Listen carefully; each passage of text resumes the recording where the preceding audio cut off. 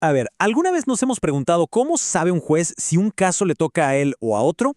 Pues créanme, no es que saquen un papelito de un sombrero. Para que todo el sistema legal funcione y no sea un caos total, existen reglas súper claras que dicen, este caso va para este tribunal y aquel para ese otro. En este análisis nos vamos a meter de lleno a entender cómo se define esa autoridad y, sobre todo, qué pasa cuando de repente hay dudas y no está tan claro quién debe decidir. Ok, ¿cuál es nuestro plan de Buedo? Sencillo. Primero vamos a la base de todo, el poder del juez. Después vamos a desenredar dos palabritas que suenan parecido, pero que son mundos aparte, jurisdicción y competencia. De ahí exploramos las reglas del juego para asignar los casos. Luego veremos qué pasa si esa asignación cambia a mitad del partido. Y para terminar, cómo se solucionan los pleitos cuando son entre los mismos tribunales. Así que, ¡arrancamos! Primera parada, la autoridad del juez. Aquí está el fundamento de todo. Piénsenlo así, esta es la base, el cimiento sobre el que se construye todo el edificio de la justicia. Sin esto, las sentencias de los jueces serían, francamente, solo papel mojado. Y miren esta frase del artículo 7. A primera vista, parece súper simple, ¿no? La autoridad judicial es el titular de la función jurisdiccional. Pero ojo, aquí hay un poder inmenso. Lo que esto significa en el fondo es que los únicos que tienen el permiso del Estado para juzgar son los jueces, nadie más. Son, por así decirlo, los guardianes oficiales de la justicia. Y ese poder no está flotando en el aire, ¿eh? Se apoya en tres columnas súper fuertes. La primera, independencia. Esto quiere decir que un juez solo le rinde cuentas a la ley. Punto. No hay presiones, no hay llamadas, no hay favores. La segunda, obligatoriedad. Lo que decide un juez no es una sugerencia, es una orden, y todo el mundo tiene que cumplirla. Y la tercera, que es clave, ejecución. ¿Qué pasa si alguien se niega? Pues el juez tiene la facultad de usar la fuerza pública para hacer que su decisión se respete. Así de claro. Pasamos a la siguiente sección, jurisdicción contra competencia. La liga versus el campo de juego. Aquí entramos en un terreno donde mucha gente se confunde, pero con esta analogía del deporte va a quedar todo clarísimo. Imaginen esto. Una cosa es ser un jugador profesional, tener el talento y el contrato para jugar en la liga. Y otra, muy distinta, es que te digan, hoy te toca jugar en este estadio a esta hora. ¿Se ve la diferencia? Bueno, pues esa es exactamente la diferencia. La jurisdicción es la liga.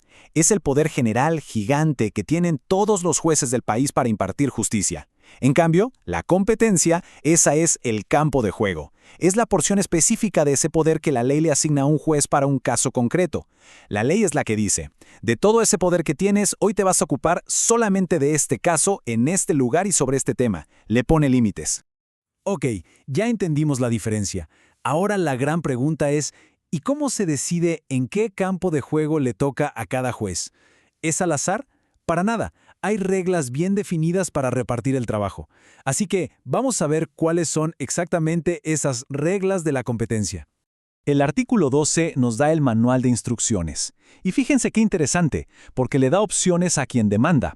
Por ejemplo, si el pleito es por una casa, se puede elegir entre el juez del lugar donde está la propiedad o el del domicilio del demandado.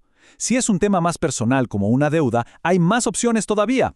Puede ser donde vive el deudor, donde se firmó el contrato o donde se tenía que pagar. Y para las herencias, la lógica es ir al último domicilio de la persona que falleció. Pero esperen, ¿creían que estas reglas estaban escritas en piedra?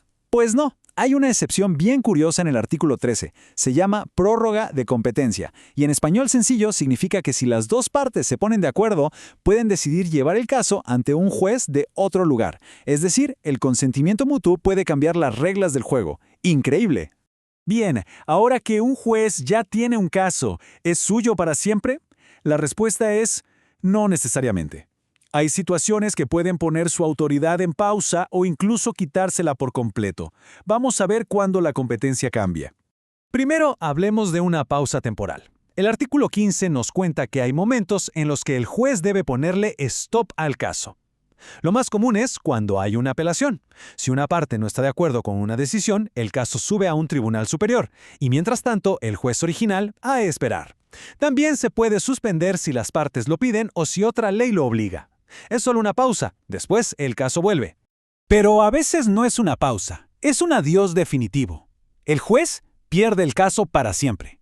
El artículo 16 explica cuándo. Si el propio juez decide hacerse a un lado, lo que se llama excusa, o si una parte demuestra que no es imparcial y logra que lo saquen, Eso es una recusación. También la pierde si se determina que el caso era de otro juez, o la razón más obvia de todas, cuando el juicio se acaba. Hasta ahora todo parece bastante ordenado, ¿no? Pero la realidad a veces es más complicada. ¿Qué pasa cuando hay zonas grises? Cuando dos jueces distintos, en dos lugares diferentes, levantan la mano y dicen, este caso es mío. Bueno, ahí se arma un conflicto de tribunales. Y la pregunta es obvia, ¿qué hacemos ahora? Si el sistema está diseñado para que solo haya un juez por caso, ¿cómo se resuelve este choque de autoridades? Por suerte, la ley tiene mecanismos específicos para manejar este tipo de enredos. Para esto existen dos herramientas, la inhibitoria y la declinatoria. Con la inhibitoria se va con el juez que se cree que sí es el correcto y se le pide, oiga, por favor, dígale a ese otro juez que se detenga, que este caso es suyo. En cambio, con la declinatoria se va directamente ante el juez que se cree que está equivocado para pedirle que por favor decline y envíe el caso a quien sí le corresponde. Dos estrategias distintas para llegar al mismo fin. Muy bien. Se use la vía que se use, el conflicto se tiene que resolver. No puede quedar en el aire. Así que ahora vamos a ver el paso a paso que marca la ley para saber, finalmente, cómo se resuelven estos conflictos. Sigamos el caminito de la inhibitoria, que es casi como una conversación muy formal entre juzgados.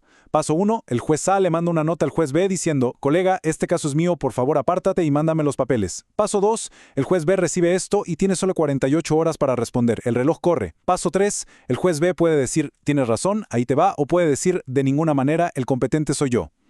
Si se niega, el conflicto escala. Ambos jueces mandan sus argumentos a un tribunal superior y este tribunal actúa como árbitro final. Su decisión es definitiva, fin de la discusión. Y aquí viene un punto crucial. Mientras los jueces están en este tira y afloja, ¿qué pasa con el caso principal? Se congela. El artículo 23 es clarísimo. Todo se pone en pausa. Nadie puede tomar ninguna decisión sobre el fondo del asunto hasta que se resuelva el conflicto. Es una medida de seguridad para evitar que se tomen decisiones contradictorias. Entonces, haciendo un recuento, hemos visto todo un sistema de engranajes diseñado para que haya orden y para que todos sepan a qué atenerse. Desde el poder del juez hasta cómo se resuelven las peleas entre ellos. Cada paso está regulado. Pero, y aquí queda una pregunta en el aire, ¿esta estructura, tan compleja y ordenada, garantiza siempre que la justicia sea lo más rápida y efectiva posible para la gente? ¿O a veces, tanta regla podría alargar el camino? Ahí se las dejo para la reflexión.